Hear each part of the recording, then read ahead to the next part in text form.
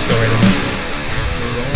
Yeah, so anyway, we did, so Old Man Liquor, bought everything from him, yeah, and then made all my money that way. So then I was making profit, then we partied, that's when we had all the people over. Yep. But, yeah, man, lived in the dorms for a couple years at Eau Claire, and then I lived in Towers. Yo. That was a good time. North or south? North. Yeah. All right. I mean, I don't really know if there's a difference, but, you know.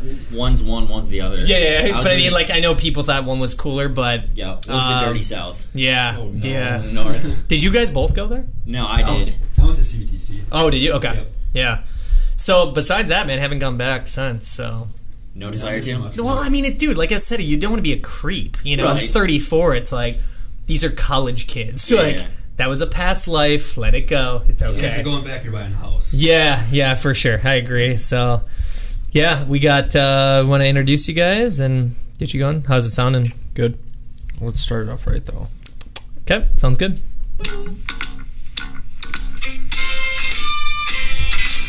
That's a good song. He's gonna be on a table and dance. Might as well, yeah. And then we will put it on YouTube too. That's Yeah, like, thanks, Alec. You're welcome. All right, so we got another episode. What episode number is this? 30. 30. Dirty 30. I knew it was Yep. coming. Perfect timing. So we have Steve and Dan from Midwest Meals as our guests today. Welcome. Howdy. Welcome. What's up, guys? The Eau Claire boys.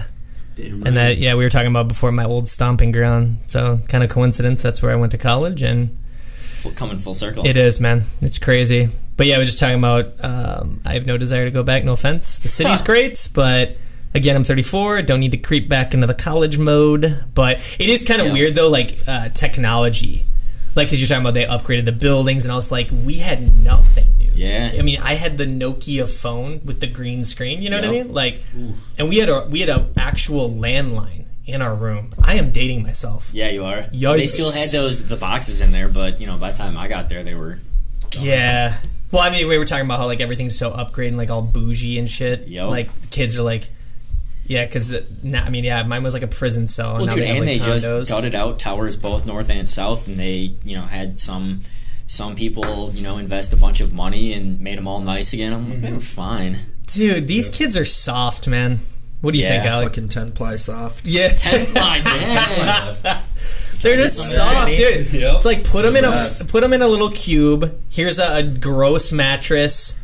There you go, Dude, enjoy your college Little box experience. fan. You know what's That's nuts, what- dude? If you go Google what Harvard's dorms look like, Eau Claire's are nicer.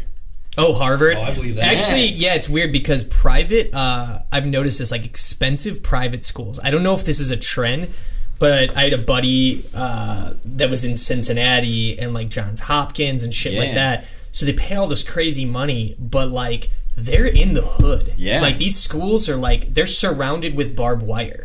No joke. Like Yeah. you're paying this massive tuition and you're smarter than the rest, right? Yeah. You're like at this Excel level. But it's like in a rough part of town, which I don't know. I don't know if that's just because it's been there forever or why. But That's the same way UCLA was. oh, really? Yeah, I lived out in San Bernardino, which is also very, you live in this gated little place, and everything Yeah. around it's super sketchy. Weird thing. I do have a fun fact about San Bernardino. When I drove through there, there's the Bernardino. biggest thermometer in the world. Really? In San Bernardino, just random as fuck. It's also the first So in and dumb. out- We were driving, and I go, "Oh, what's that?" And it's like Arrow Guinness Book of World Records, the biggest thermometer in the world, San Bernardino. Damn. So there you go. Did you Pointless. stop at In and Out? The first In and Out? No, I did. That's the original. Yeah, it's the original. You go there, it's still set up like it was. There's this hamburger on a stick. No way. And then there's like little like you're in prison, like going around the top. So you climb up into the hamburger and you look out of it like a water tower. That's rad. That's amazing. It was a little scary. Yeah, we're big fans of In-N-Out, especially this guy, because last time, how many times did you go when you were in California, dude? I don't know. I go there every day when I'm in He went, I think, California. 7 days straight. Oh, for sure. Everything And then animal style? A few. No, I don't like onions. Okay. Nah, you're not So- a good guy. So I don't know. I do like, so you can only get 4 patties. You can do a 4x4. Max it out. You can max it out. Yeah. They'll only do that. Yeah, they'll only max out to 4x4s, but then you can order other patties on the side. So I always do a 4x4 with an extra patty. His method Maybe is 5. very smart. Yeah. And It's the fiber. You know? And then I do my fries. I get my fries well done, so they're all Didn't nice know and that. crispy. Like he's showed me the way. He showed me the light. Yeah. How did you menu. how did you get to this level? Well, I lived in California for 4 years. Where at? Well, I was on Camp Pendleton, and then my brother still lives out there, so I go out there.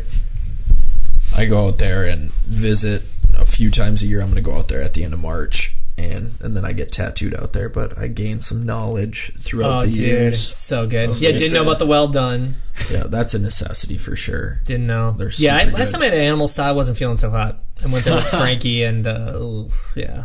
I still have yet to try it. Yeah, it's worth a go. I mean, I would give it one shot. It's literally just their Thousand Island dressing sauce, which is so good. Though. Which It with gets like super sloppy. Yeah, with a bunch of onions, extra sloppy. with a bunch of onions and whatnot on it. It's nothing like out of the ordinary or anything. Yeah, like we actually talk about this. So Alec and I get really pissed when people say, "Yeah, man, head in and out," and then their response is, "It's okay." I'm like, you're out of your mind. You're out of your mind. Like you're missing this. The thing is, what I've come to the conclusion about In-N-Out is it's not like anything where it's like you have it and you're like, oh my god, this is it's fucking really good. It's a really good burger, but then you have to take into consideration these fuckers are pumping out food all day long. This is in your wheelhouse, boys. Yeah, and for fast food, it takes a little bit longer, so you're looking at it's always busy. The drive-through always cars lined up all the way around. Inside's always busy, so you're looking at probably to get your food on average probably like 15 minutes, which still isn't bad. That's not terrible. But the thing about it is, every single time I've gone to In-N-Out since 2011, it tastes exactly the same. Consistency is key. Exactly the same. You know the only other place? There's no, I can't like think of another place where I'm like, yeah, you're right. Every time I go there, it tastes exactly the same. So let's give an example of a perfect company that does not do that. Chipotle. You go there and you're like, oh, this is good. And you're like, why does this taste like dog shit now? It's unbelievable. Right? In-N-Out, and then the other one is that can actually pull it off is Punch Pizza. Punch Pizza too, yeah. Phenomenal. Punch Pizza is very consistent. Oh, you haven't? So it's the guys who own Caribou Coffee. Yep. They have a legit brick oven, Cooks like it the in thin 90 pizza. seconds. Yeah, and they do it like they have the dude went to Italy to like learn the whole craft. And it's like Chipotle of pizza, but like, dude, top notch. They're all over here in the city, so eat there for sure. All right, dude, we got to give you guys a bunch of spots. Yeah, you can tell. Well, you're here we're gonna get fat, man. Yeah, I'm already just till tomorrow. You can tell that they use the same exact ingredients. Oh yeah, and that's what it is. Is like companies grow and everything, and they're like, well, we need to save money, so change up their ingredients and everything. Yeah. Fucking no. There's a reason why. Dude, there's a reason why I like your food is because it tastes fucking amazing. Yeah. Don't change it. Like I remember Taco Bell. Taco Bell used to be the shit. Back like in the their meat. You go in there, I'm like, I could fucking spoonful this shit and just eat it. Not anymore, dude. And then one day, you go, and I had a taco, and I'm like, this tastes like shit. Yeah. Completely changed. Yeah. Completely changed it. But the one company that did that, actually, I was listening to his podcast. It's pretty good, but I can't look at the guy. It's the owner of Quest, or the old owner.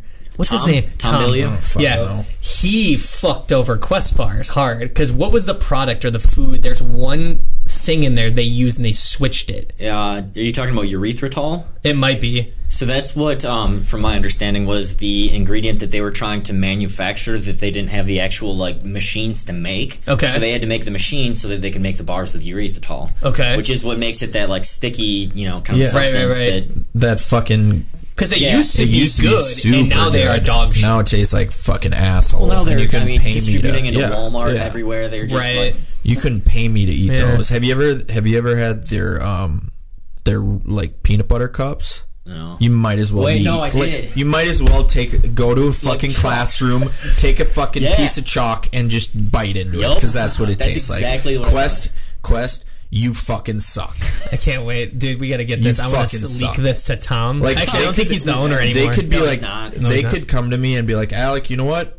We're gonna cut you a $5,000 check every single month. All the Quest, come on, dog. Come on. All the Quest fucking protein and The protein's actually protein decent, but bars you want. Basic told me it's horrible just for you. advertise it, and I'd be like, you know what, Quest? Eat my fucking ass, because your stuff sucks. Dude, it'd be so funny though if they literally after this I like, don't hey give a man, shit. we'll give you 10 grand, I don't give a but shit. you have to eat 50 Reese's cups a day. No, You'd probably man. die. Plus Be the like, dog shit. absolutely not. And dog shit. Yep. Smear that Absolutely not gonna happen. You guys tried Outright bars? on MTS, I don't really Smart Flowliners? I really don't fuck with protein bars. Dude, there. Few and far between. It's not really they use a little bit of MTS protein in it, but it's literally peanut butter, honey, a couple Oh other yeah, I've things. heard about these. They're They're literally tiny. all natural. Like he literally takes Yep. 4, which you should. It's like Yep. 4 ingredients. You smush it in a bar. And then Smart. they specifically don't have the distribution model because there's not a shelf life. Because they're small and they're made to, Oh. they're made to spec, so you sit on the shelf for 2 weeks, and if they're not sold out, Right. You know what else tastes like fucking asshole? What's that? RX Asshole. bars. Like that was good. Those RX It's like bars? asshole. Oh my, like RX bars. Yeah. Dude, there's so many. Oh, but- there's so, 4 eggs, 2 beets. Who the fuck eats beets? Yeah, beets Jesus are good. Christ. My grandma eats beets. fantastic ingredient, taste absolutely. Yeah. Oh, it's So- those things are. Here's my thing, like with flavor profiling. So we'll get into the backstory, like with what you guys do in the company and all this, but I feel in the game now with flavor profiling being so advanced that you like if you have a bar that tastes Right. like a turd, you clearly suck at your job. Yep. Like you know what I mean? You like have to know it tastes like shit too. right, and I think Or be 50 cents. Because Right. at that point, like, you're a rich energy drink. Yeah. Yeah. Ooh. And I'm just kind of wondering, like, is it more about, I get we're kind of talking about the supplement game, but this could be food too. Is it more of like, kind of the Quest thing? Like, they have this thing going for them, right? Mm-hmm. They made a bar that tastes better, or a food product, and then they totally fuck it up by mass distributing Right. and going cheaper. Yep. But now your whole company is tanked, Right. like your whole purpose. So I just think like shelf life. I'm just wondering like, is the food industry going for more like, is it really quality product or what's Right. going on? I mean, we don't know because I eat your guys' stuff, which is great, but we'll talk about that. But it's kind of just cuts out the middleman. I mean, don't get me wrong, Shopify's legit, but We'll see Good to tonight. go. Yeah. Cool. Yeah, we're good now. Thanks, buddy. God. Hell yeah. We had hella technical difficulties. Alec, thank you, coming to the rescue. Thank you, good sir. Blessed. He's the jack of all trades. He does it all, International supermodel. What else you do? Ex-military. What else Gay you do? porn. Gay Don't say porn. that because bear porn. Here comes the Oh boy, now here they come. Now his Instagram just beep beep. Sorry. So we were talking about food stuff. So my question was, we were talking about like nothing's FDA approved. Yep. So we were talking about Quest before the technical difficulty here, but how their product was good. Now they put in shitty product in the actual bars, and now the product's crap because they want to mass produce it. So is it more of like quality, or what are you seeing in the food industry world of like companies are spending more money? Like you were talking about Mark Lowminer, is that who it is? With Yep. the bars have no shelf life, or Right. because it's like they'll go bad, Right. So I didn't know you could do that with product. Yeah, no, but honestly, I think it's just, companies trying to get to that, mass distribution. They want to make money. And I get it. Like, you want to get your product out there, but at the same time, like, you're moving to, like, for instance, in our category, you're moving to a freezer meal at Walmart where your quality right, just like a tanks. fucking Stouffer's, right? Right. And, like, maybe that is an option for someone that only has $3 to spend, and they're looking, to have that option. But at the same time, it's not necessarily the best of all worlds, because the best of all worlds is you cook for yourself. Yes, We're busy people, that doesn't always work that way. right. That's why I hire you guys. I mean, yeah. it's like it works well. But yeah, actually, that's interesting. Well, let's do a little background. So we have the guys here from Midwest Meals. Tell everybody, I guess, you guys being an entrepreneurs. How did it all start? Because we know that it's like what we do here. Like, there's a million clothing brands, there's a million meal companies, but kind of what made you start it? Where did it originate, and then to where you're at now, and then what's the future looking? We'll go down that path. Yeah. So I grew up a skateboarder. Sweet. I always thought I was going to live in California for the rest of my life. Fucking Dude, right. I did too. Why do we all? I think that's all Midwest. I lived there, hated it. Yeah, and then I that's moved exactly home, what happened. Wait, what did you say? I lived there, hated it, moved back, and I'm like, ugh, Dude, this sucks. I went out there. I moved to San Bernardino through the University of Wisconsin. They do a program where you pay tuition to Eau Claire. You can go pretty much anywhere in the U.S. Are you serious? Yeah, it's a really cool How program. come I didn't get that email? I didn't get that memo. Yeah, you had the option to do it. It's just did they don't advertise it. Like, they have a really poor job doing that. There's maybe 20, 30 students that go do it, but you can go literally anywhere. Oh, no and you shit. pay UW Eau Claire tuition. So I'm like, cool, dude, I'm going to California. Like, this is where I want to live post-college. Hated it. Awesome place to visit, but it's just cramped. Yeah, San Bernardino is not my favorite place. Well, San Bernardino is not necessarily too nice. Did you travel? Oh yeah. Where'd you? What's mostly everything there south. So Oceanside, you hit San Diego, you get. Is that he picked stuff. up okay? Is he coming through okay? Okay. Oceanside's the garbage of fucking Southern California. But I take that over San Bernardino. And then we went camping up north in the mountains, that kind of stuff too. Didn't get up to San Fran. I've never been to San Francisco. That's a hike. I've heard it's different. Yeah. Well, now it's fucking homeless city. Yeah. And so it's a big shithole. You fucking people taking shits in the middle of the streets. Yep. And, We heard remember that dude from Portland that told us that shit? They have shit like apps where you can be like, this is way. Yeah, this is where this is where there's a abundance of shit, so stay clear of this area. Yeah, they have like poop tracker apps. Ways for shit. pooping, literally. Dude, Yeah. that's some guy just capitalizing. Yeah. Dude, he's just like, let's capitalize on Some ads homeless. on there, let's freak it in. Yeah, I know. It's crazy. Yeah, when we met a guy when we were at the Attila show, and this guy was like, he like chimed in. I don't know how that conversation came, but he's from Portland. Yeah. It's like trending in fucking Portland. Well, the problem's here now, Minneapolis, where it's like cool to be homeless. I'm like, no, that's never cool. Right. But they're like, take a shower in a fucking comfy bed. Yeah, dude, you can sleep on the street if you want. I'm gonna fucking pass. It's negative 20 Unbelievable. out there. Yeah. Fuck that. yeah. So California, and then what happened from there? So obviously California has that fitness culture. They're a little bit more progressive as far as, you have a lot of workout places, you have a lot of meal prep companies that already live out there. Right. So I, kind of moved past skateboarding. I still skate every once in a while, but it's not, the same that I used to. And, kind of wanting to move into fitness in some facet. I have no idea what that meant. I didn't know if that was going to be clothing. I had no idea that was going to be food, owning a gym, personal training, no idea. Yep. Moved back for my senior year of UW Eau Claire and, just put the word out there. I'm like, there really isn't anything like this in Wisconsin. At the time, there really wasn't much even in the cities. There's been, companies that have popped up in the same time frame. And failed miserably. Yeah. And so, put the word out there, like, is anyone interested in this at all? Right. And just resoundingly, people are like, shit, yeah. We're tired of going to McDonald's and, crap food. Yeah. So we started operating out of a place called Banbury Place. I don't know if you ever got that way. Mm-mm. It's the old Uniroyal tire factory. It's 2 million square feet. Now it's just like a bunch of businesses. It's kind of more warehouse space like this. And there's a shared commercial kitchen in it. So that's how you start it rolling, to see if people are actually, everyone says that they want something, but, until they actually, pull the trigger, it's all talk. We've heard talk. it. Yup. So, rolled out of there, and it slowly gained traction, and it gained traction, and it gained traction. So we put a little storefront on the first floor. We cooked on the third floor, and every week we would, go up and down, and this building was built in 1920. So it's an old freight elevator that you pull the awesome. pull the stuff up, and that would break down, and we'd have to carry all the food product up 3 flights of stairs.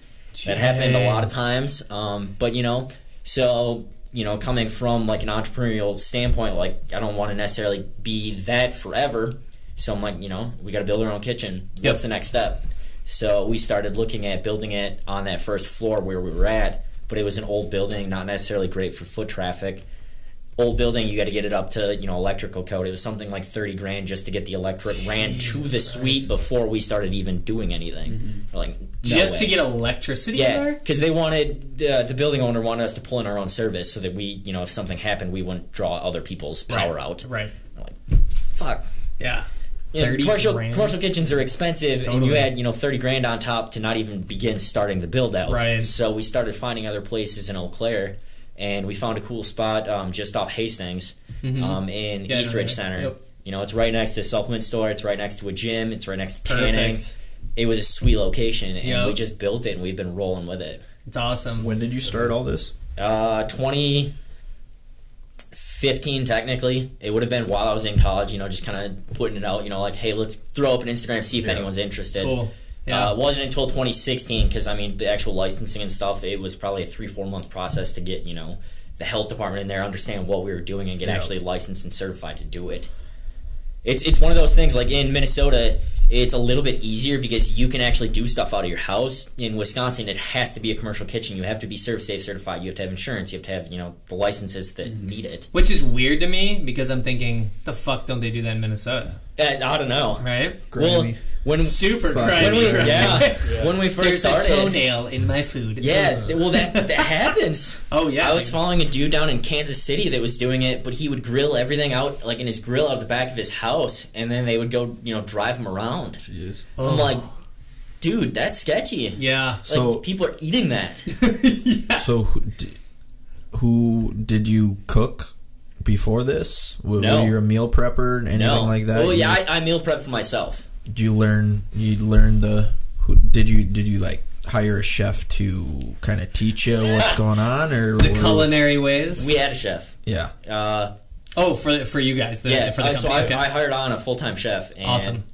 Not awesome. Not awesome. No, okay. It's really weird. You almost need that person that's not culinary trained because they come in thinking high-scale restaurant. They don't think we need to get out 2,000 meals. Right. They're trying to do, like these really intricate things. You mean the salt dude? Yeah. The fucking elbow? Yeah. Dude. Yeah. No shit. That makes sense though, because I know in some, it's Stout. UW Stout, they're huge. They're massive in culinary. Yep. And I know buddies that actually have full careers like on cruise liners. Yeah. Making stupid money. Yep. But the difference it's a different mindset, right? And the difference is that person's paying $20, $30 for that meal. That one meal, right? Yep. Right, and that's the only way that you're making sense of it because you have that labor to make that one meal perfect. Interesting. Right, and we're trying to stick at this price point that people can do long term because ultimately the goal is to help people with their food. It's not to give them a quick fix, so they need to be able to do it longer term. Right. And if we're creating these $10, $15 meals that people can't afford long term, it's not helping anyone. Yep. Right. So how when it comes to your price point, did you take into consideration like, okay, we want someone to buy all our meals instead of going out and buying, ingredients and making it themselves. So did you kind of do like a basic, I'm going to the grocery store to make this meal, what does it actually kind of cost, and then try to come in under Not that, necessarily. It's a good question. It kind of depends on, again, your choice because you can buy chicken that's $1.79 a pound or $10 a pound. Yeah, true. And there's huge range of prices, and there's a huge range of perception on that $1.79 versus $10. Mm-hmm. Is it even better? So on and so forth. So we just honestly kind of figured out, you making a basic meal, what does it cost for us to make that meal? What do we need to cost to be responsible as a business, make a profit, serve our employees, and make that affordable for the customer. Yeah. And then we, obviously our menu kind of rotates. We're able to develop the menu based on our price point. Yeah. We can make stuff that's more expensive. We can make stuff that's cheaper, and we're just trying to stay in that price point that people can do long term. Yeah. Yeah, it's great because, I jumped on with you guys because I've worked with a couple meal companies. It's been a fucking horrible experience. But, what I like is the fact, one, it does taste good. Surprisingly, you'd be shocked how many meal companies you eat it and it tastes like absolute dog shit. We know. Yeah. Have you guys, was this competition or? We ate at one today too.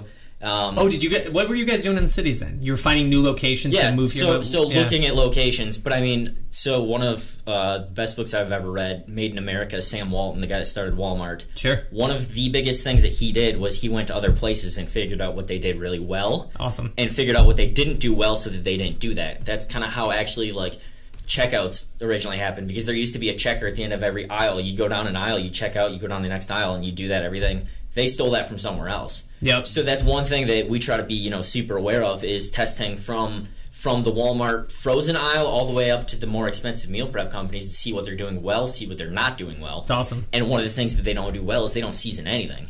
Yeah, I noticed that. It's weird. I noticed with your meals, that is a game changer. Right. I'll eat basic ground turkey, and I'm like, wow, why does their ground turkey taste taste simple pepper in it makes it not, tastes like dog miserable. shit. Yeah. And thank you for doing that. Yeah. Or you guys add tomatoes, or like you'll add little garnishes, like even a wedge of lemon or lime. Yep. I'm like, that shit's game changer. Yeah. Oh, yeah. You know, when you're mixing it up. So I usually like always hide my food with some type of condiment, and I don't. Like, obviously you guys have like the salsas and stuff, but that's good. Yeah, I gotta read that book, by the way. Yeah, I'm it's binging probably one of the now. best ones that I've ever read. Awesome. Yeah, I just bought like 10 new books on Amazon like yesterday. So Struggle.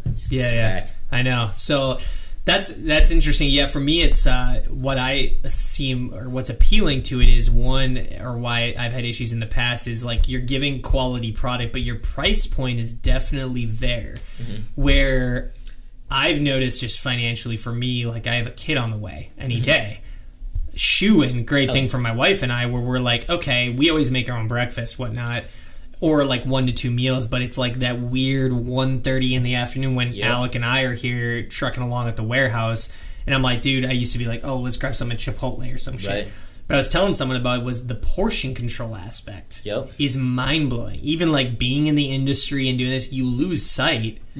That shit will, like, that's crazy, dude, because like him and I, we're like fucking garbage disposals. We can just take down whole pizzas. That's how our team is. Right. And like most of like the guys our age or people like can usually eat like that, but truly like in a Chipotle burrito, that is way too much caloric consumption in that sitting. Granted, we can smash that no problem, and you guys have done it too. Don't get me wrong, we've all eaten it, but you know what I'm saying, it gives you a new perspective of like, dude, eat this, wait a few hours, do your shit, eat again, you know. Well, one of the things that I always think about too, because now it's kind of, instead of having that chef kind of, you know, put out stuff and like that's what it is, we kind of take a collective approach. Hey, what do you guys want to see on the menu? We'll reach out to, you know, longtime customers. We'll reach out to internally our team. But ultimately, at the end of the day, you have to consider that person that's going to come in and has no idea anything about nutrition. They're going to grab something and they're going to be, you know, a solid macro range and a solid calories, because, you know, there's people that have no idea. It's the people that go to Chipotle and, you know, why am I gaining weight? Well, there's an extra, you know, 1,000 calories there. Right. So well, that and also, to me, it's like the Chipotle aspect, or they just don't eat all fucking day. Right. And they're gaining weight that way, too, because they only eat twice in the whole day. Right. You know what I mean? So it's the lead-in to almost the education of it, because it's such a fad-driven industry anyways. I just like, too, that the fact you guys don't, like, harp on, like, these meals are fucking keto. Because, just to me, it just makes life a lot easier. So doing like fitness shows, it's just extreme. I like the company because you guys are like, hey, if you're an extreme athlete, if you're not, or you don't work out at all, like these meals will get you somewhat in a wheelhouse that makes sense for a healthy lifestyle. Right? I mean, that's essentially. End of the day, obesity is still rising, and that's what we're trying to combat. We're not, you know, necessarily trying to combat, you know, someone getting on stage at the Olympia. Is that awesome? Yeah, absolutely. Like, there's people, you know, in much respect to them, but there's this, you know, crazy obesity thing. Yeah, I mean, like, Alec and I talk about this a lot. It's like, what's interesting is, like, we've done fitness expos and all that shit. Like, whatever, there's pros and cons to anything. I believe in business or life choices, but I just think, like, so many people want to attain this, like, hey man, like I did a show, and I'm like, yeah, cool, but like how you lived your life for the past 9 months, you're a psychopath, right? Yeah, like you're miserable. eating dry, you're miserable, and like I get it if you're trying to do like a show, and then, but again, we're talking about like potential eating disorders, and it's like something more regular, more like even keel. That's what I feel people don't understand. It's like they have to do one extreme or the other, right? And well, it's not as sexy on marketing. True. Like, you know, having an average-looking person isn't as sexy as having someone that's, you know, shredded. True. It makes it harder, and, you know. Yeah, I just think it's good to be real. I mean, that's what we try to portray. I mean, granted, we're different, obviously, company than what you guys are doing, but it's one of the things I think the more honest you can be as a brand, people are starting to see through the bullshit. There was a chick yesterday, not to get off topic, but I saw this. It was pretty interesting. Lane Norton, you know who he is, right? BioLane, right? Yep. So people love him, people hate him. I kind of like him. Sometimes he's kind of annoying, but he called out some fitness chick. Yeah, did you see that? Yep. And he actually was ragging on the people because and I loved it. I was like, dude, this guy's keeping it real right now. He's like, shame on you for not doing your due diligence, and you hired this hack who's just some skinny blonde chick with a big rack. Well, yeah, and that's it. That's half of Instagram or social media in general. Right. I mean, he's not even real. Like, he's fake. No, I'm kidding. Alec's not real. AI. Yeah. Can I hire you? Yeah, right. Yeah, he's just CGI. Nowadays, if you are a female and you don't have 50,000 followers, you suck.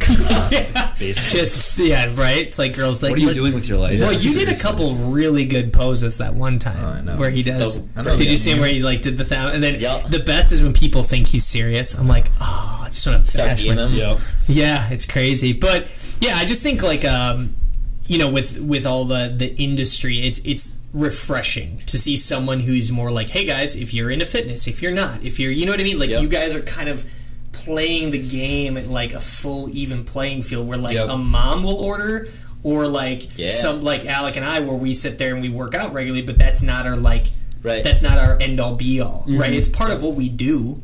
But we're not like, yeah, man, let's go fucking smash weights. By the way, buy our clothing. Brr, you know, it's like, no, we're clothing first, and then we're into that. You know, so well, that's why it's cool to connect with people like you guys that like you're trying to be real. You're trying to be authentic, and you know, you're not necessarily like I'm trying to think. Failing. We're failing. Shit.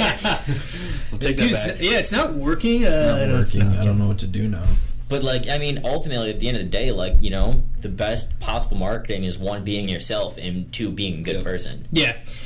What I like hearing about your stories, because I started then, you know, Alec came in the mix, but I started in 2014. So you being in 2015, it's cool seeing we're different business, but there's so many similarities. You know, where you were talking about, we had to hike up. I mean, dude, there's been times Alec and I went through some shit. Yeah. And we still do, you know, and I don't think it'll ever go away, but I like the slow and the long haul. I'm in it for the long game, the long haul, and I think you gotta be. Yeah, and you guys seem to be really wired that same way, where you know, so everyone's just, and it's so funny, dude. We see it all the time. Like even meal companies, like I'll see a clothing brand, I'm like, they won't be around 3 weeks. No shit, they're gone. Yep. And I'm like, because they don't realize that like that barrier to entry is so low. Yep. Right? You get a free Instagram account, but it's like you still need to make a legitimate business. Yep. Post the social media shit, right? Yep.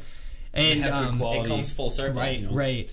The content, I think it's the people, you know, we were talking about that too, just like it's about you guys. Because like I follow you guys and I'm like, oh, if you're a piece of shit, yeah, your meals might taste good, but I don't like you. You suck. Mm-hmm. Right. There's no difference than what we do to what you guys are doing. Right. You know what I mean? Yep. So then back to when you started, so the brand, it went from basically Eau Claire, California, then you came, it started the whole kitchen. So now how did things go? So besides doing an Instagram account, how are you building out your team? Or is it just like the referral process, or what's been going on with your brand, and how are you currently, I know, well, obviously you're stepping foot in Minneapolis now, but how are you kind of looking, I guess not taking out competition, because you always want competition, how are you guys, I guess, measuring up to what you're seeing in the city? Yep. Or are you kind of like, hey... I look at it this way. Yeah. It's really easy.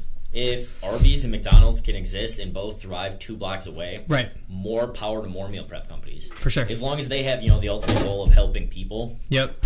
More power to them. Mm-hmm. Ultimately, you know, we want to continue to grow so that we can help more people. But, you know, it's not even necessarily looking at, you know, another meal prep company and trying to smash them. We're going to do that by virtue of the way that we do it. Yep. But it's, you know, we're focusing on us. And, you know, good, man. It's, you know, it comes from, you know, we kind of have grown to an extent of people try it. And then they go, hey, these guys are, you know, not full of shit. Right. And then they come back. Right. One of the things, not necessarily exactly relevant, but meal kits. You got Blue Apron, you got, you know, HelloFresh. Yeah, Cristaleo is pumps those guys out. Yeah. Blue Apron. But their biggest give industry... them mad money. Mm-hmm. Yeah, exactly. Their biggest industry qualm is there's no loyalty. Yep. You try one, and you know, you try a different one, and you try a different one. What we found with the way that we do it, we have, you know, 60 to 80% of people coming back every single week. Nice. You know, we have people that have been, you know, doing it for years. Mm-hmm. Awesome. Which is cool to see, because then we see, you know, how it actually impacts them. Right. And then from there, it's, you know, us using marketing to amplify those messages. Yeah, and so on that point, Steve, we were talking about a little bit, but you lost a shitload of weight. Yep. Correct? 5 or so pounds, yep. Do you want to pull that mic just a little bit closer to you guys? So if we can, I'll have Adam put up a... Talk this way. Yeah. You guys get close. It's Valentine's Day. It's cute. Yeah, they're sharing a hotel room tonight. That's Yeah. awesome. Yeah. That's cute. It was an awkward check-in. Yeah, I bet. Yeah, we'll have like a before and after pic because I saw one and I was like, holy shit. I don't know if you've seen his picture, but I was like, oh my god. He's a thick boy. Oh, I was a fucking Pillsbury Doughboy. Were you? Oh god, yeah. All the treats. Still am. Yeah. Clearly, you're rich then. If you were that fat. Apparently. So then what was part of the marketing? I mean, did it just kind of happen with you getting involved? Because I have a feeling, obviously, you're like a great example of like using the product. Right. Or maybe not. Maybe it was just like in the process it kind of worked Obviously, out. that was good marketing content. Totally. But Dan and I went to high school together. Yep. We grew up in the same hometown. I started losing weight the December of 2015. Okay. So I graduated high school, took a year off before college, and wanted to lose some weight before I went to college. Yep. And I knew Dan was starting his business, and I'm like, holy shit, I want to jump on this. Nice. But I started college. I didn't have time to volunteer my time. Yep. And help him at the moment. And so I was doing my own thing, doing college, and he was obviously thriving and doing well. And I'd visit him and check out his process and all that. And then I saw on Facebook that he posted a job listing for his kitchen team. Yep. I'm like, yo, this is my opportunity. There you go. Snapped on it. And then recently I graduated CVTC in digital marketing and slowly stepped up and doing digital brand. Yeah, you're doing like all the behind the scenes. It's Yep. good, man. All that type of stuff. And then still part of the kitchen team as well. Cool. Very cool. Yeah, so using that as marketing content and kind of showing what works. What'd you use to lose weight? How'd you do it? Macros, counting calories. My FitnessPal is my shit. Yeah, dude. I think that's the most. I've used that app, and I tell clients it's just the most simplistic, and it just like don't reinvent the fucking wheel, and that's why I love that company. Yep. They're like, okay, what'd you eat? Cool, type it in. Here you go. Like, you know, owned by Under Armour. Oh, is it really? Yeah. Or they bought them now? For a couple years. Yep. So how old are you guys then? 22. I'll be 23 in June. How old am I? You had baby fizz. When did you go to college? That would give it away. Oh, okay, you said you... Numbers are hard for us, so don't worry. Plus 2. I'd say you're 24. 25. 25. Ooh. Samesies. Look at you. Damn. Samesies. Yeah, he's 25. I found him, what was it, Craigslist backdoor ads? Backdoor pages? Back the page, glory, yeah. it was the glory hole. I was on. I wanted to be on the giving side, so Yeah, and then I saw a photo and I was like, this can't be true. I know. Luckily, it wasn't the catfish Alec. It was really him. So, but I looked a lot different when we first met. yeah, it's weird. Like, I saw an old photo. I'm like, oh, that's weird. Like, it's so thank God he has funny. more tattoos. You know. Yeah. No, but it's similar. Like, it's a very similar story. Like, Alec's brother was a huge supporter when I started the brand, and I literally, like you guys, like, I would just grind it out. I was selling clothes out of my fucking house, dude. Like. Had to go to Ed, you know, where our whole screen print process is here now in the warehouse, but it was like in my house, driving 40 minutes for a box of teas, driving 40 minutes back. And dude, it's like, I don't know. I think like those are the moments that like, and then when someone, you know, orders a product, you're like, I mean, we actually give a shit. And same with meals going on for you guys. Right. When it's cool hearing you two and then the two of us, I'm like, it's so similar on stories. Absolutely. You know, I got involved 2015. So Okay. You guys brothers? yeah, I mean, pretty much. See any idea? Yeah, right. we're Eskimo brothers. Hey, Ooh, even better. No, we're not. Actually. No, we're not, but we're not actually. It's a bummer, but whatever. You and Kate though? Okay, here's the thing. We're Eskimo blowjob brothers. Truth. But yeah. So yeah, man, I just think like, you know, it's weird to think that he joined in 2015, but it's rare to get like, it's one thing to have employees, right? And you hire them on, but it's like someone that like through the shit, like they're in it with you, and they're like, it's kind of now at the point for you guys and with us, it's like sky's the limit. You know, absolutely. And I think it's rare to get companies, and it's great to see, especially in the food industry, someone that's like, hey man, we're gonna kind of keep one foot in front of the other, just keep banging it out, you know. And I just think there is no magic to it. That is the magic, and it's like if you keep doing that, you're gonna win, you know. But I don't think there's a moment, like a defining moment. I mean, maybe correct me if I'm wrong what you guys think, but with us, it's like it's always like, cool, now what can we do? All right, cool, now what do we got coming? What's in the pipeline? It's always been, it's kind of wild to, you don't really realize the progress you make until you actually take time to look back on it. Totally. You get that 2-year flashback on Facebook and you go, Yeah. what the fuck? Like, it's crazy. Like thinking, I don't know what 3-4 years ago or whatever. Like we were doing orders out of Jeff's bedroom when he wasn't married. You and Mandy had just gotten together. Something, yeah. It's weird. Like out of the house, it was super hood. Yeah, then it was ghetto. That's the way to do it, though. Dude, and with Mikey B in your guys'. Oh yeah, I was paying rent guys' place to my old buddy. Yeah, and then from there it moved. Fucking moving sucks. Yeah, it's the worst. And then moved that to the house that him and Mandy are in, and picking up and moving again here. Yeah, it's been 3 moves and just the space grown.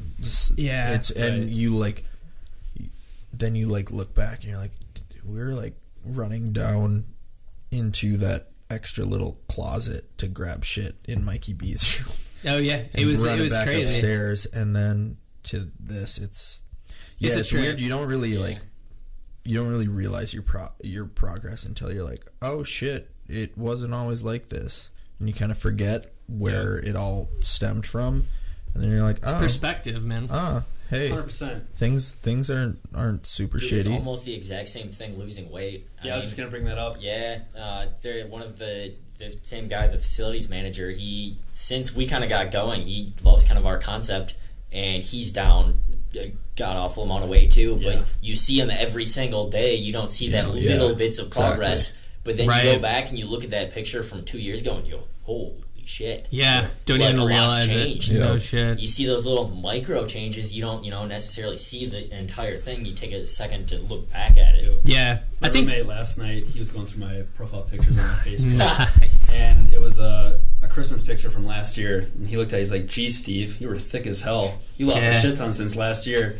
And I'm like, really? Because I don't feel like it, It's crazy, and I think that's like how we're wired, which is kind of crazy as humans, like being on the whole reading kick and just thinking about shit, like what he's talking about, like how we're all saying, it's like we're so hard on ourselves, but I mean, is it partially that's the motivator and the continue the drive, or is that like we're too hard on ourselves and we need to take more time to reflect a little bit and be like, hey, actually things are all right, like this is pretty cool.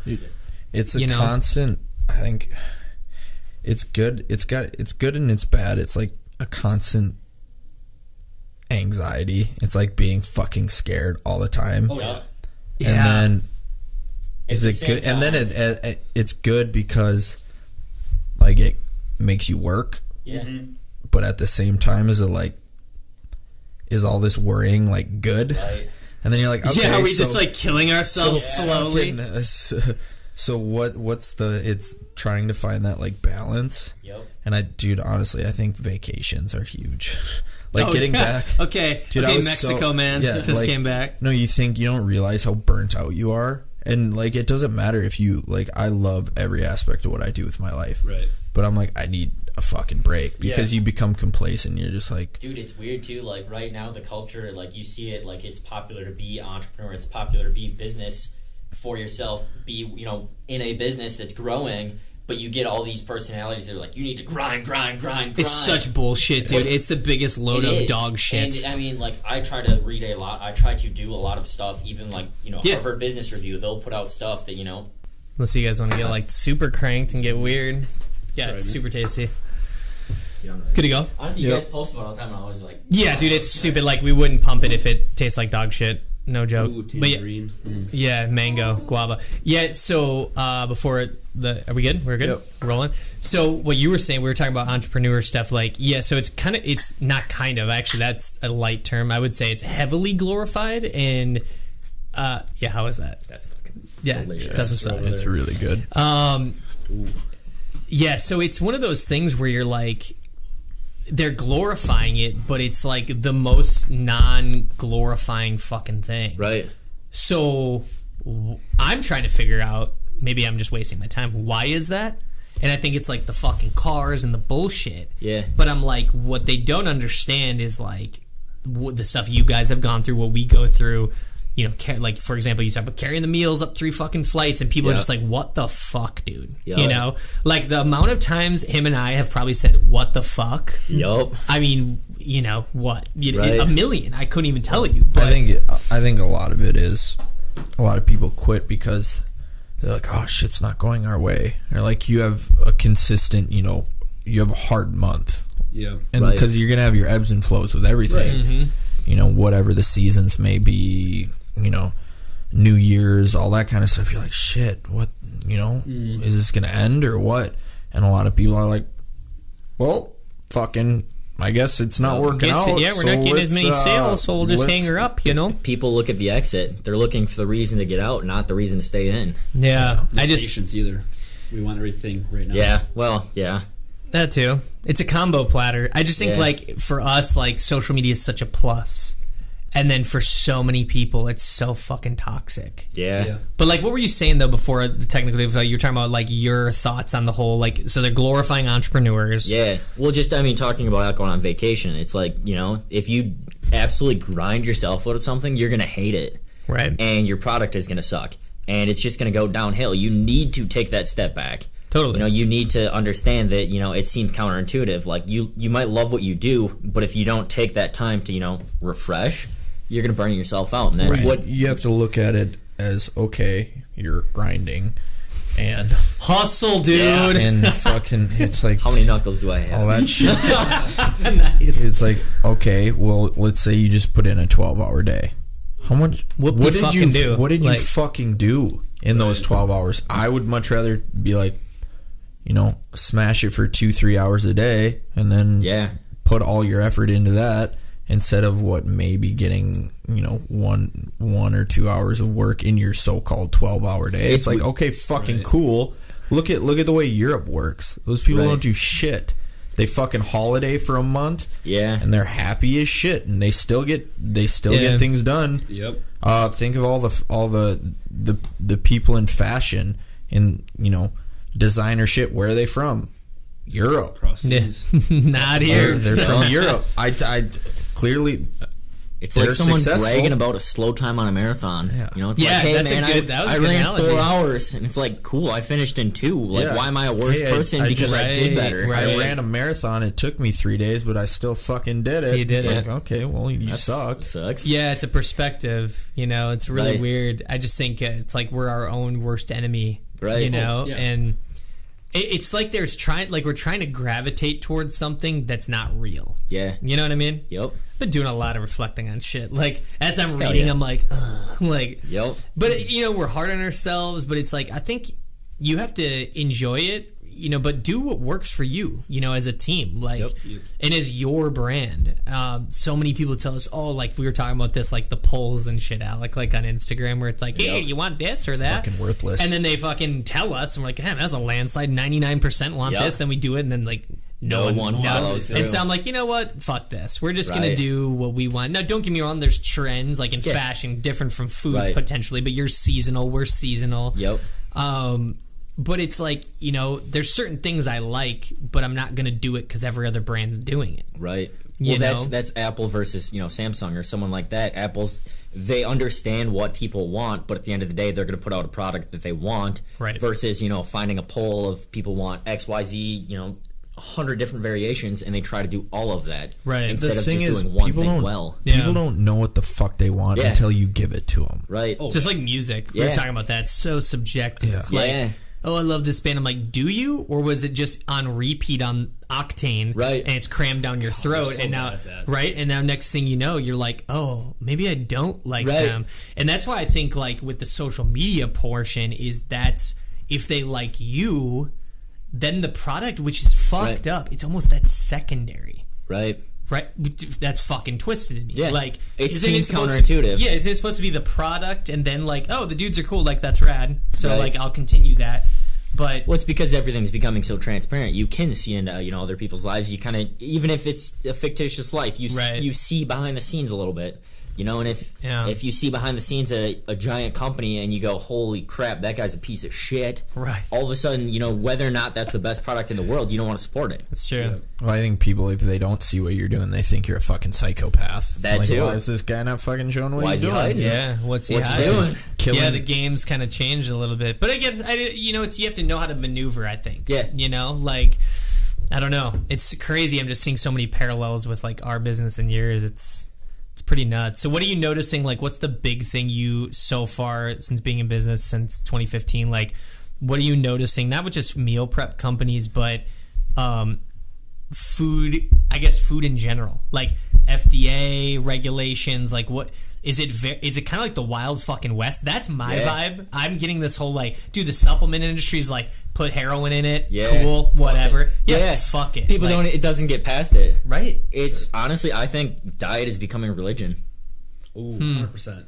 People get so ingrained and identify with whatever diet that they're doing, they get offended if someone, actually cites something that is against it. They're running you with pitchforks. Yeah, they legitimately will. You fucking suck. You have people that come in that are just so into it. I think you see that a lot with people who are vegan. Yep. Oh, yeah. Because you're like, if it's like the vegans are like the fucking far left of food. Yep. Like if you're not vegan, then we can't be friends. Then it's fuck like you. I get it. It's like, dude, if you want to be vegan, fantastic, but don't push your agenda on me because I'm gonna eat meat because I fucking love it. You know what's interesting? So with that, I was talking to Frank today about that, and it was weird. Like, why is he trying to be vegan now? Fuck no. He likes his Chick-fil-A too much. So the thing is, I've noticed that in our society, like, we're all about like, hey man, you're an individual, right?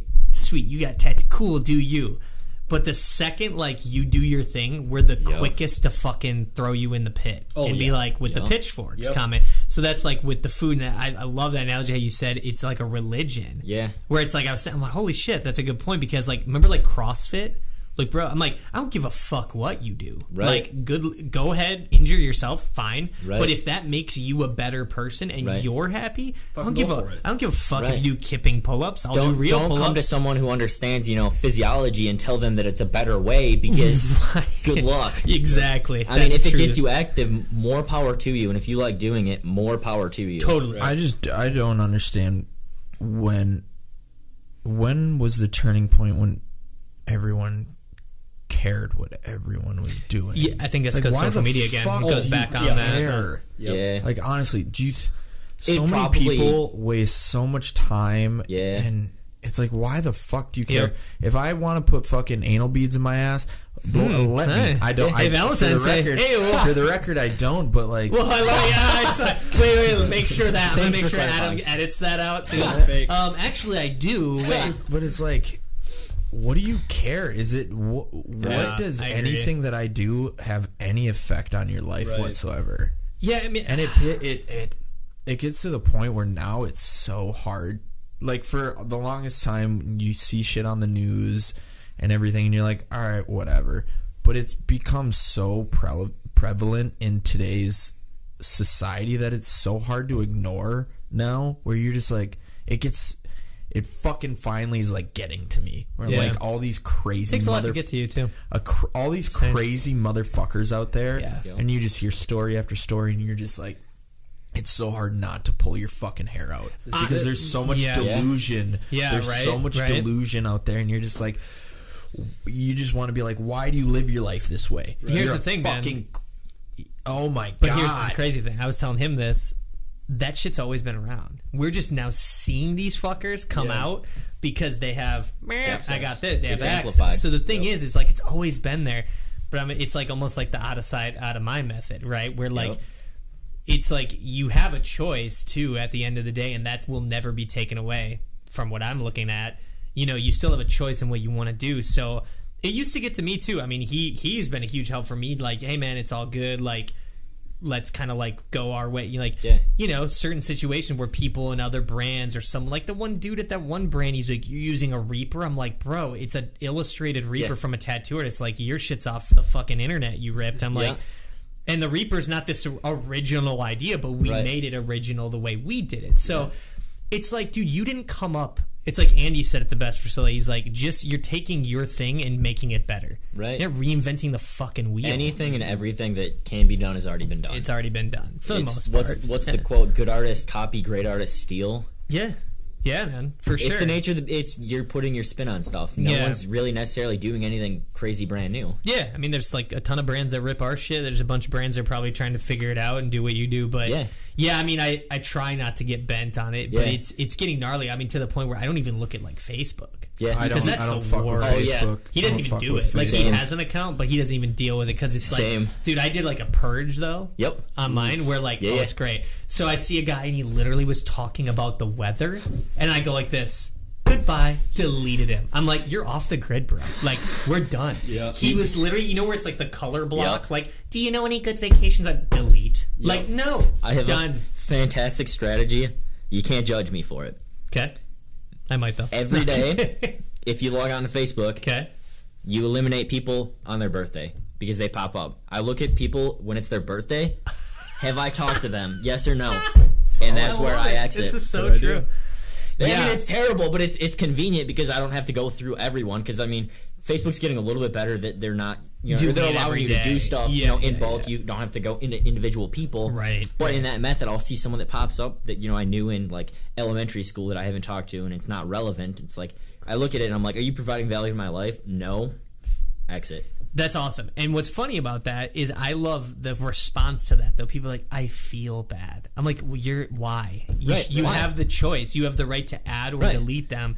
And it's crazy when people get bent on that. And they're like, you took me off Facebook. I'm like, first off, the fact that you actually looked for that, you got way too much time. Unfriended me. You got way too much time on your hands. That's why I don't fuck with Twitter, because I don't want to hear. I don't know really how. It's hard to run it. Dude, it's interesting. I do not want to hear your fucking random thoughts that you had in your head. Yeah, and Facebook comedians are hilarious. Facebook is turning into Twitter, where everyone gives a descriptive detail of every aspect of their life, and I'm like, why the fuck do you want everyone to know that? And what pisses me off the most is when people like tell stories about their kids and shit. I'm like, why the fuck I won't be that guy. Do you want everyone knowing what your fucking kid is doing? That's fucking weird. Well, have the slightest amount of privacy. Yeah. Like, well, the Jesus thing Christ, too is like, Susie got her period today.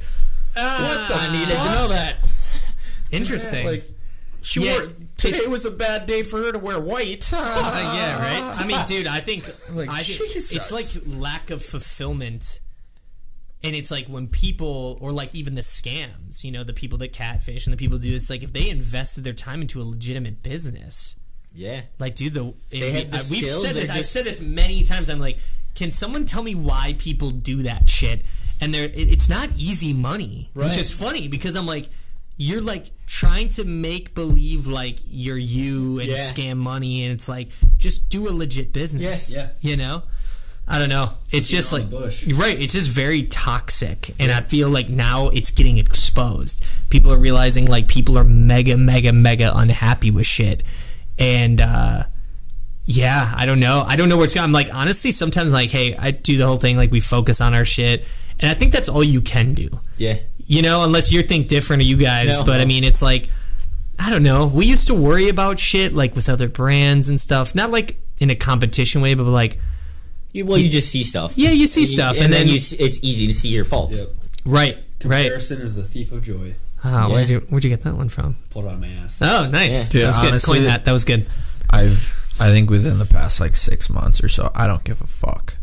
Like, I do me. Like, 100%, I don't give a fuck. End of the day, we're all gonna die. Yep. Yeah, right. Well, that's the funniest part. Like, Gary Vee says that shit. Does he? Does this motivate you? You're gonna be dead. And I'm like, well, yeah, dude, I get it. But it's like, yeah, no shit, right? But I mean, it's like, I don't know, man. It's like I'm 34.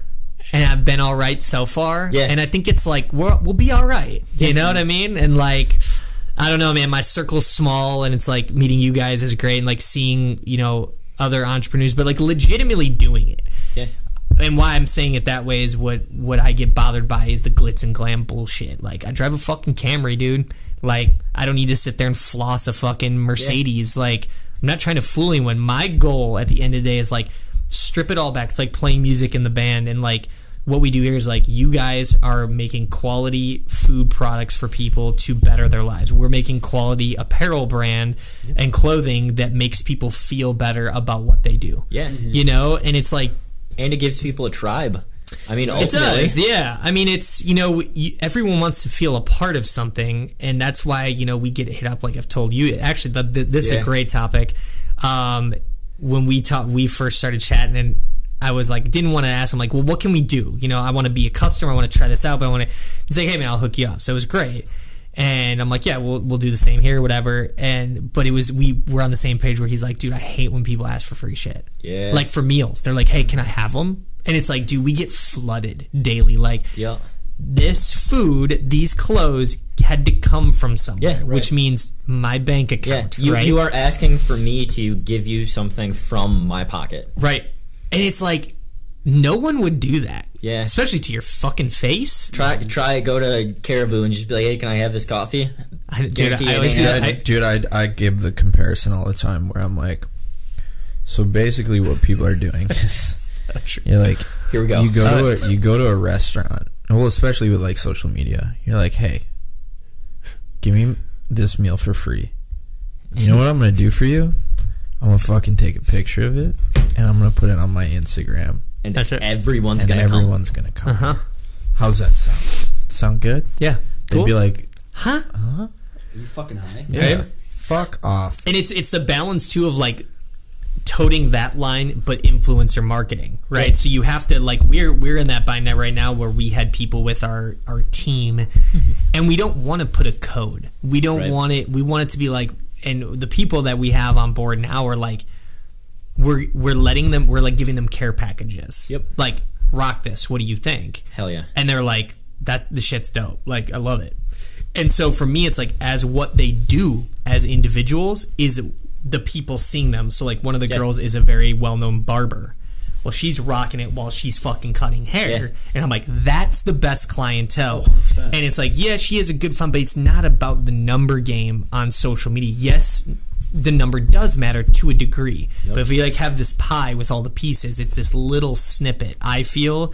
And we've come to find out that, dude, that loyalty is just not there. Right. And you have like, oh yeah, I like it, and then they rock it, but I don't know. It's like it's a very choosy topic. I think that's the full circle of us moving more towards social media because ultimately, 20 years ago you could pay, Brett Favre to do a Hanes commercial or something. Yeah, he could show his cock in some Levi's. No. What was he? He was the guy for what jeans company? He was Levi's. No, it was Wrangler. Real. He said real. American jeans. But people would buy because of that. I play fucking... You didn't know this, but under my pads, I'm wearing some fucking Wranglers. Wranglers, right? I got Wranglers. He sold maybe a couple units, but... Oh, yeah. But it's like... So. Yeah, so it's... We're in that phase now of like... People see through it. They see through it. A lot don't, a lot do, but they feel like to be a part of something that they need to be this. And I think, again, we've talked about this before, but there's certain brands that royally fucked it up for all of us. First Form, I'm going to call them out, which they really have. But granted, they're monetizing it very well. But I don't know. Like, long game, I don't feel that works. I mean, granted, First Form has done amazing things for what they've done for the people, right? They have their whole program and whatnot, but... I don't know. I just feel like to be a part of it, it's like to show that people are so deluded now. Right. That it's like, dude, buy the fucking product, wear it, and then when your homies are like, dude, that hoodie's dope. What is that? Oh, it's Iron and Ink. Bam. Done. Oh, dude, open up the Instagram. Done. There you go. It needs to get back to the roots of that. Yep. And I don't know if it will. Maybe I'm fucking delusional and a psychopath. It'll only get worse as social media grows, and everyone over time is going to more than likely gain followers. That's just how it goes. Mm-hmm. Gain one here or there, and then everyone's going to feel like the baseline of 1,000 is going to turn into 10,000. Everyone's going to have 10,000 followers, and they're going to feel like they fucking are someone. Right. When in actuality, it's just a time over time. You accrue X amount of people. And then they're going to be like, oh, I'm fucking special. I got a K, on my shit. Yeah, I can fucking you mean swipe a blue check up. Mark? Yeah. And then... Shots fired. And then it's just everyone's going to feel like they can ask for something. Totally. Because the worst thing that could happen is they get ignored or they... they say no. Or they get told what do no. you guys think is next? What does it move away from that model? Do we have some sort of way to actually like validate who people are? So what we're doing, I mean, I don't know if that's kind of going down to answer that question, what I feel is keeping like your core branding is finding people that, like, again, they're not even in the fitness world. Like, we're getting one dude, he's a reality TV star. Wow. That wasn't like, but he has his own entrepreneurial, like, full business, and we've known him, and he's hilarious, and he's like, he's literally the dude, like, it just fits him, it suits him. He's always been I mean, dude, he wears a shirt when we were on tour, like 2014 with Bullet for my Valentine. I just started my first batch of shirts. He still wears that one. Hell yeah. It still fucking holds up to this day. But you know, he's just been always. It's like you have more of a personal connection with these people, like. You know, we'll hit up, like, we met some WWE people, and we're like, hey, are you guys in town? Yeah. They'll come through the warehouse, they'll wear the gear, and they'll wear it, and they'll post on their social. Like, you know, we met up with Tim Howard, soccer player. Like, we hope that he would post something, but it's like he appreciates and he wears it, even though he's got a massive deal with Nike, you know, but he still sees value in what we're doing because, like, yeah, your shit's cooler. Like, Nike's Nike, but, like, this is dope. And so we're now rolling out soon here, but we're doing the software with our IT guy to do a loyalty program where basically it's like Delta Sky Miles. Like, you buy Iron and Ink clothing, you accrue dollars. There's no catch. There's no hidden agenda. It's just basically you're a member for free, like I am with you guys. I subscribe. Right away when I heard that, I'm like, oh, I have to pay for extra shit. And you're like, no, dude, just sign up. And then you just swap your meals. I'm like, great. So same idea. And then what you do is as you collect bucks, literally you can stash them how you want. And then all of a sudden you're like, oh, 150 points or cash bucks is $25 value on the site. So then you just go on, they buy a t-shirt or a snapback or whatever, and it automatically does all the math, and now your bill is $2 or whatever. We were talking about doing this exact same thing. Yeah. Same kind of a thing where you build up, you know, over time you build up loyalty. And then that can be for meals, that can be for shipping, that might be for spices, salsas, things that come with it. Sure. But it's just, you know, condiments, tubs of that shit. Yeah, man. In the ecosphere. Because, I mean, like, at the end of the day, like, the people that are within there, you know, you want to also, you know, reward them for being there. Yep.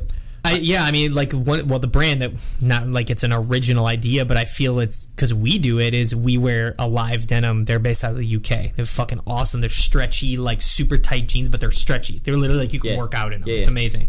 So they got, like, the holes and shit. They look awesome. They're literally $35-$40 a pair. Like, it's awesome. It's like 2-day shipping from the UK. It's nuts. That's great. So we support those guys, and, like, they do the exact same thing. They have a Shopify site. They're like, oh, you have Alive denim dollars, right? And I'm like, oh, dope, I just got $20 off a pair of jeans. Click, right, there you go, right? So I was like, you know what, super simple, there's no catch, and we have our return clientele's 80 to 90% like returning, probably just like you guys.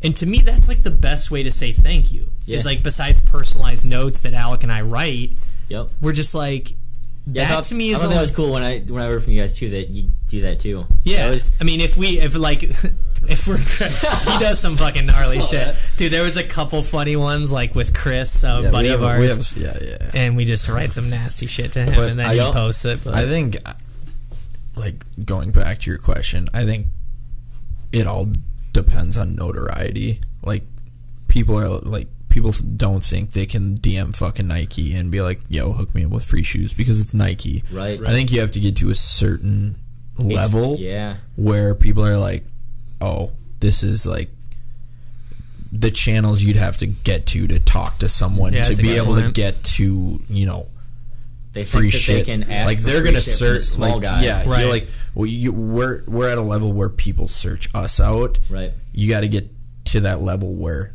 you search people out. Where, like, with Nike, they're like, oh, we need fucking, you know, Tim Howard because he's the biggest. Buzzing. He's the biggest fucking goalie in soccer and all that. And then people now, you see, I mean, plus because it's fitness where everyone thinks they can just do that. They have the accessibility to talking to. Once you get to a certain level where people are like, it's not even a question. It's not going to happen. I think that's the only way you can get out of that is when you get to a level where you're like that straight fuck you status that, you know, that Nike, Adidas, Under Which Armour. I don't think you're saying like fuck you to like the customer, but it's like like you're making that fuck you money. Where but even then, who knows? Maybe they are getting hit up because we're in a different generation of people are like, the worst they're going to say is ignore me or say no. Well, I think once you get to that level, the people, it's a different type of, clientele that is asking to work with you. Yeah. Totally. Where it's like, it's not just, fucking Joe Schmo that has, flexes his fucking quads dude, it's in ridiculous. a picture. Like dudes that like with their shirts off. Like, do you guys use stringers? Yeah. I'm like, oh Christ. You get to that level and it's like these massive fucking, celebrities, athletes and all that. They're like, we want to work with fucking,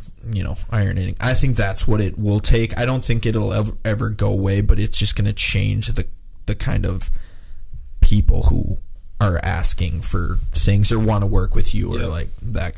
I think that's really it. I mean, what do you like? How's your vibe on it? Yeah, no, I'm with you. But I don't know too if it's industry different too, because I think of like a lot of brick and mortar chain stores, that like you don't go to McDonald's and look for a sponsorship because it's it's weird because it's like in sports, in like fitness, in professional sports, you get these people that are on a pedigree that everyone looks up to. Right. Those are these influence, but in businesses that are successful that don't have that same business model, it's almost more level. Right. Yep. Yeah. Why are people not trying to go get sponsored by energy drink companies that are in fitness?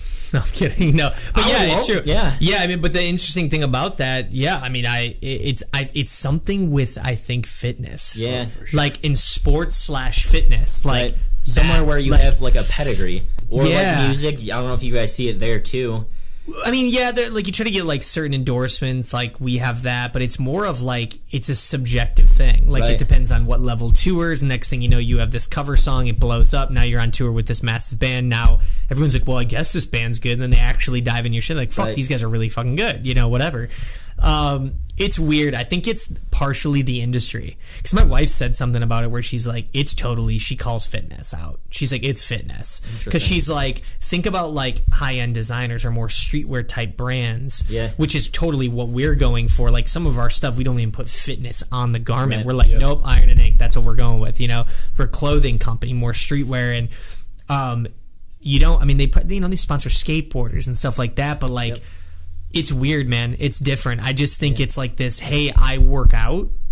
Give me free shit. Give me free shit. Because I can help your business grow. Oh my God. I know for a fact. It's 100%. He's claiming it. Yeah. It's 100% fitness. It's because there's companies out there that solely built their company on giving free shit to people. Yeah. I think the supplement industry started it, and then it trickled in. It trickled into fitness clothing, where like.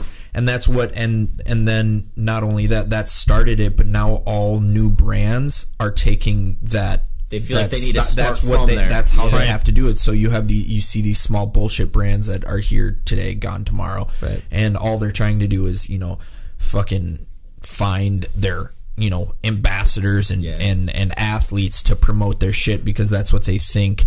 That just goes to show the naiveness of these people who are starting businesses. Because if you actually knew what you were doing, you would know that holds no value. Yeah, right. But that's the problem is there's so much clothing lines out there now that are doing that. Now that's all the consumer expects that from everyone now. And it's crazy, right? And then you're the villain when you say when you say no. Yeah. Well, and I give us a lot of credit because we stand by that. And like, if we want to work with someone, we'll approach them. Yeah. But like, we're not stupid. We're watching. You know what I mean? Like, we like to team up with guys like you guys and like start like expanding this brand where it's like, oh yeah, this is cool. It's you work with like-minded people, and that's what drives the machine to make it this. Adidas, it makes it Nike, it makes it fucking bigger than Blue Apron, you know what I mean? And I just think Alec nailed it for sure, where it's the fitness thing, it's that culture, but when you stand your ground and don't budge, you gotta have respect for that. And I don't care if you don't like the outcome, like don't fucking buy our shit, like because we're gonna work with the people that want to support this brand. And I'm stoked every order that comes in, you spent your hard-earned money on this brand, and you guys are probably the same way. Yeah, absolutely. But, we don't do, because we also don't want to devalue this brand. Right. We take pride in, like, quality, we screen print, and we do all this in-house, and, it's like, to sit there and just give it away, like, we'll do that with a couple items or certain people, But man, like people just don't get it. Very naive. And I think here he goes. He's just going. Yeah, people think way too much of themselves. Yes. And people. That's what I'm reading in that book right now. Or I'm rereading the How Not to Give a Fuck or whatever. People think they're fucking special. Yeah. And they think. I just find it hilarious how these, like, all the time, these people that, you know, message and everything, they're like, I can help you, you know, grow your brand and shit. $25. And yeah, and I can fucking, you know, a minute, 25 a minute. And it's like, fucking heart attack right here. You're fucking no one. I know. Like I'm no one. Mm-hmm. Who do you think you are? Like, crazy. What value do you there when it comes time to, you know, teaming up with people and work? There has to be a mutual. There has to benefit to both parties. There does, and it's not anything besides that though. People like try to crack the code. I'm like, no, dude. It's two business entities. I'm gonna break this down simple math. Business one, business two. Well, this guy has to bring benefit. They bring benefit. Done. End of story. And they get along really well. There you go. And they grow. You have to think of it. It's like, I would never. Okay, so a lot of the time, social media it's a number game. It is, and it's like, okay, take for instance, like the Iron and Ink account. It has what 70 77 whatever thousand. It's like, if you don't have more than that, why what do you think you could do? Right. It's like, I would never in a million years. Let's say I had You mean 90% of what we get? It's guy with his shirt off. It's like 50 followers. Yep. You don't have a bigger reach than the actual people you're trying to talk to. It's the coach who's never played professional ball asking to coach. Your analogies are fucking. What the fuck do you think you can do? Yep. You can help with your 1,000, dude. It's totally possible that person exists. It's just 99% of them don't. Yeah. Because I mean, some people are innately coaches that will never reach professional level, but 99% of those people aren't out there. It's the people that go, "Hey man, I can help you out," and it's like, well, why didn't you already? Like, you know, that's not how you provide value. You provide free value, and you show you're legitimate. You got it. And then it's a circling, you know, and thing. It's one of those. It's like, okay, you see the accounts that we have. Clearly, it's fact. We're better at social media than you because we're bigger than you. Right. So where do you think? Where do you think that you can take what you do?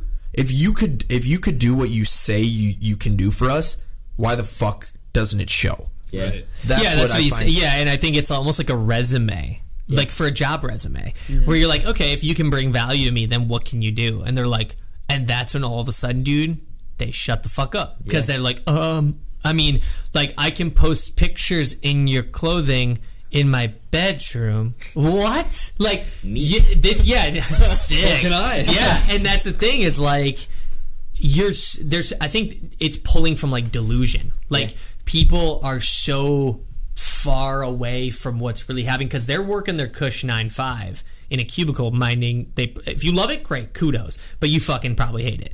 And then they see like people like us, and again, we don't think we're better, but we're doing what we want to do no matter what. If it fails, if it succeeds, I'm like seeing it through. Yeah, and there's no other way. Like, I don't give a fuck. It's one of those things you see people. I get messages all the fucking time like, hey, I can help you grow your social media. Don't you want to say, okay, tell me how? I mean, you should try that. Well, just to get it. I'm just curious. Like, no, I go by the thing, okay, well, one, and all the time it's these people that have, you know, like 1,000 followers. I'm like, where's your proof of being able to fucking do? Why is your account not huge? Why is your account not huge? If you can help me, where's the proof that you know how to fucking do it? Because clearly it's not there. Yeah, I mean, it's even like companies, dude. We've had companies like mega corporations. They're like, oh, we're a marketing tycoon. And I go, really? Where? I go, so you're charging, and I hear other businesses are like, yeah, man, you know, I took photos. They charged me $800 for Instagram photos. I'm like, what? Like, you really, you know what I mean? Like, you hear this stuff, and I go, you're missing the point. Like, they're trying to pocket cash on you, claiming they have this secret sauce. Yeah. It's all about, again, I think you strip it all back, it's consistency.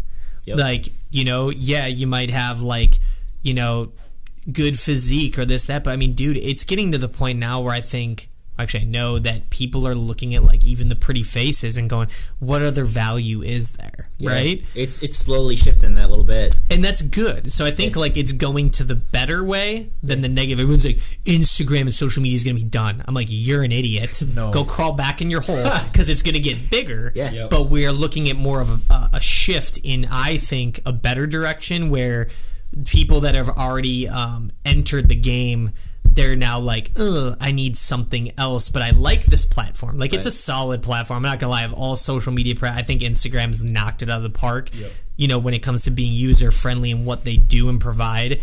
But I think it's starting to pull away from, like, oh, this chick's mega hot with 1.2 million. I go, literally every picture's a selfie. And she is attractive, but, like, what is going on there? Right. Where's the value from that? Tell you this, though, props to her for making six-figure income. Great. But... you know, you can only beat off to the same style of photo. Every day. Every day. Multiple times a day. I did it. It's the same as yesterday. What am I supposed to do now?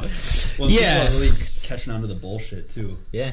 Well, you get people like, I mean, full circle, you have people like Lane Norton that does both, you know, has a reach, and he's calling the bullshit. Yeah, it's fantastic. And it's interesting, too, because I have a little bit of insight to that. The guy that actually kind of, you know, taught Lane a lot of the stuff that he knows before he went and he got his PhD. Yep. His name's Dr. Joe Klemzeski. He does a thing called Diet Doc.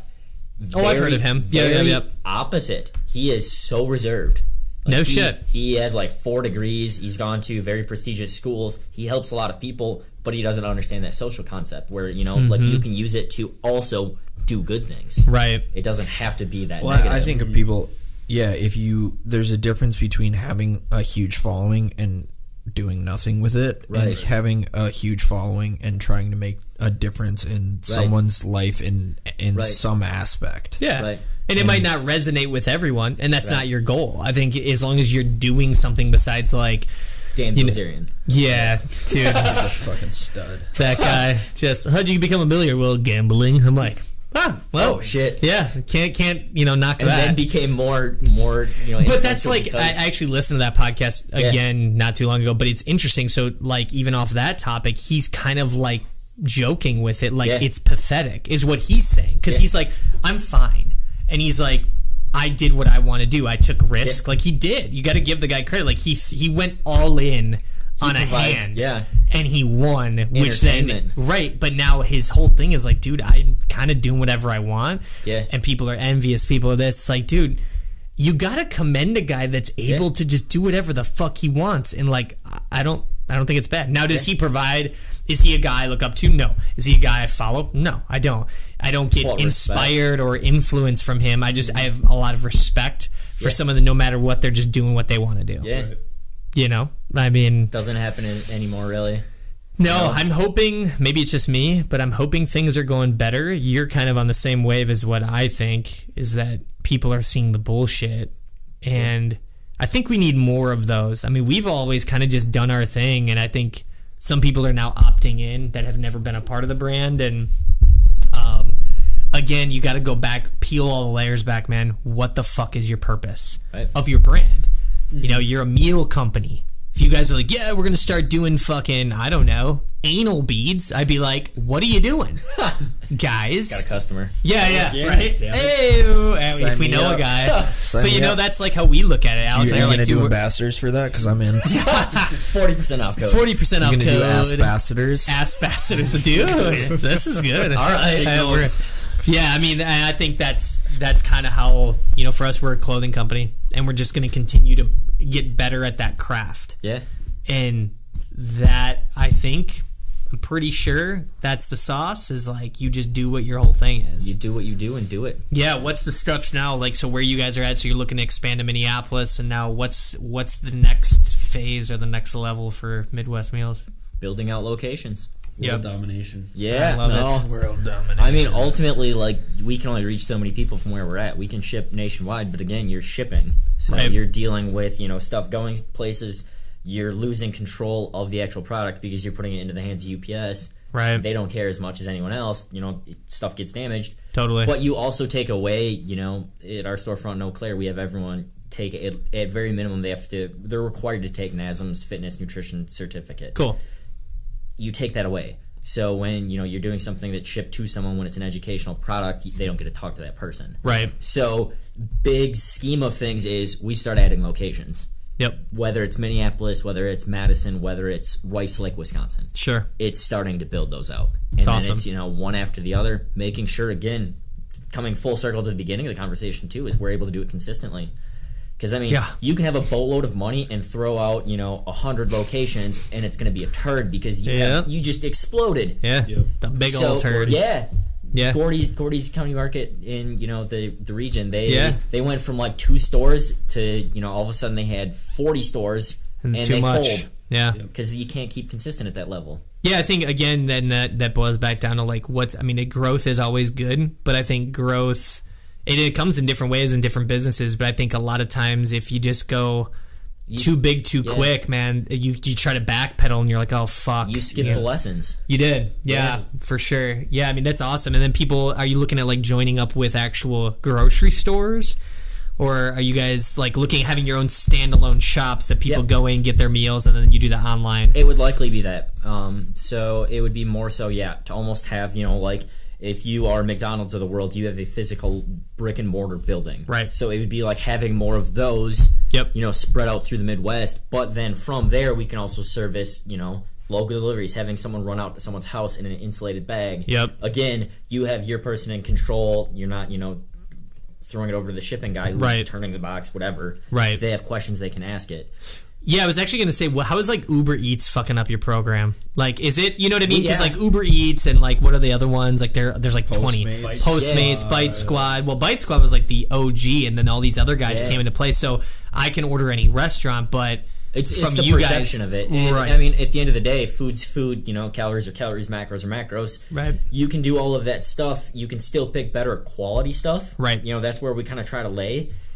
Can you go to McDonald's and get a meal and still be a healthy individual? Yes. But there's that perception Shockingly. with it, and there's also the trust factor. Do you trust what you're getting from there, long term? Right. So we're not seeing as much of that right now, also because in, the communities that we're in, we do local delivery. Right. So it kind of hedges it. Right. But, ultimately, stuff like that, honestly, I think our biggest competition over any meal prep company, over any fast food restaurant, is grocery stores. No shit. Because where do people already go? Right. And all they have to do is put the stuff together and put a nutrition label on it. Right.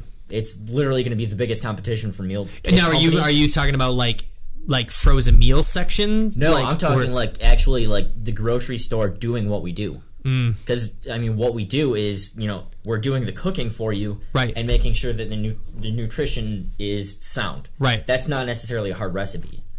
Right. We kind of take the differentiation of we have the customer service to go around it. We Right. actually give a shit about the people that we do business with. You Totally. don't get that with the grocery store. No, they don't give a fuck. Right. Some high school kid. Right. Nothing wrong with that, but just Right. packing your bags and whatever. So our big thing is, rather than to be an isolated just distribution, this goes back to the protein bars. Right. It's to physically be in these places to help Totally. people. Customer service is so huge, dude. Yeah. And that's why we're talking about when we expand, before the podcast, having the storefront, but having the warehouse and the whole process with it, because people want to come in and just that's that being a part of it. Yeah. It's more than just food. It's more than the clothing. It's people, you feel attachment, and there's that trust factor too. It's dude, it's crazy. The prices, I live right by a Kowalski's. That's the high end grocery store in Minnesota here, and it's the prices are insane. I'm those bananas are that much? What the fuck? And they're not organic. It's regular Dole shit. And you're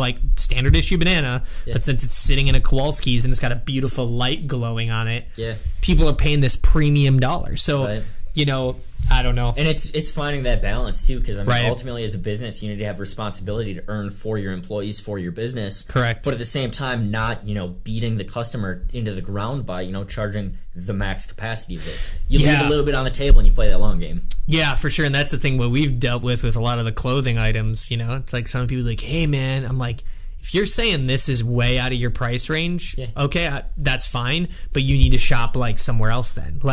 Because the quality, what we do, I'm asking $45 plus shipping for a hoodie is not a stretch. Right. Now if I'm pulling certain brands, you look at Supreme, that's another example. They're printing on Gildan t-shirts. Yeah. They've been around since '83. and now they're charging $1,000, $900 for a tee. Yeah, it's mental, dude. and they probably started out with that right mindset, and then over time you lose that connection to the product, and it goes downhill. Supposedly they sold out the company now. Yeah, To this like company, Which then sucks. they liquidated all. yeah. Because they've maxed that profit. I think it was $6 billion Holy they made shit. with the B. Yeah, that's insane. So yeah, man. I don't know. It's one of those for me. I think I really appreciate what you guys do. Is there any other Likewise to you questions? guys. Yeah, thanks, man. Appreciate it. It's cool. I'm looking forward to continue to work with you guys. And Hell yeah. is there anything that you want to add to the end of the podcast, or anything you want to tell the people? Just be real. Be who you real. are. Eat Be good. Eat their authentic. fucking food. Okay. That's Can they get your If it foods? fits your budget. yeah. I mean, I'll be honest. I think it. IIFYB. Oh, it's good. Yeah. I mean, it does. I've seen these meal companies do that. I think they were $14 a meal. fuck. But then they throw the "we're organic." I'm like, are you? Or they'll be $15, but we have free shipping. Yeah. like- Right. Still the same. Yeah. Right. Comes out to a wash. Yeah, pretty At much. the end of the day, get 1% better. Yeah, for sure. So tell the people where they can find you guys. Give them. I live on Instagram as well. I try to Yeah, I see you creep my be shit. there. Oh yeah. It's fucking Oh, weird, yeah. dude. yeah. Weird. Does he who is- send you DMs all the time? Who is Dan Weird- Beck? weird If you dick get a DM pics. Does he? from me, please respond with hearts. Cool. Agreed. Valentine's Day. I'm at the Steve Hampton. Sweet. Pretty easy. And then you can find us at the Midwest, at Midwest Meals. There you go. And Yep. then MidwestMeals.com. Yep. We'll Yeah. put all the links. Yeah, we'll in put it here on the and actual all that kinda YouTube. stuff. Hell yeah. Adam makes it look all pretty. But yeah, it's awesome, talking with you guys. Again, thanks for coming through. And if you guys have any questions for us, make sure, obviously, you know where to get a hold of us at Iron and Ink Fitness or at Jeff Baustert. And then Alex is at Alec Robinson _ because an asshole took Alec it. Robinson. Ooh. I know. Yeah, we always like to Yep, I end was it with late to that. the game. It's all good, man. The underscores, the game. it's your thing, And Stamp. yeah, so make sure to check these guys out, though. I actually support. I buy their meals, and guess what? I pay for it, and the shit's awesome. So it's money. Yeah, with money. Real No, it's dollars. Monopoly money. No, but thanks, guys. They take Bitcoin too. Yeah, you guys are down with Bitcoin, right? Yeah, thanks for coming through, and check them out. MidwestMeals.com, correct? Yeah, you that's the got website, and super easy. Check them out. And then, is there a way for people, I guess, one last thing, to maybe opt in? Some hesitation, I guess. I'll even give you some advice. What if they want to try a meal, or is there a way that they can buy like a couple and see how it goes, and then opt in full on, or So what do they? as far as shipping goes, we have 6 meal minimum just based on our boxes. Only the smallest box. If you have less than 6, we're packing so much packing stuff in there that it's Yep. useless. Yeah. You can order 6 meals, and if you never want to buy them again, you never have to. You're never locked in. Cool. The subscription is purely for convenience. That you save 5% on your order every week to week, but you can anytime go in there, switch stuff out. You can cancel anytime. You can skip weeks. You can change stuff all around. We try to be, Yeah. to the individual. And I mean, from week to week, if you don't like it, that's on us. You don't Yeah. have to be locked in. It's awesome. Yeah, it's really easy, user friendly, and check it out, guys. So thank you, appreciate it, and we're out. Perfect timing. Hell yeah.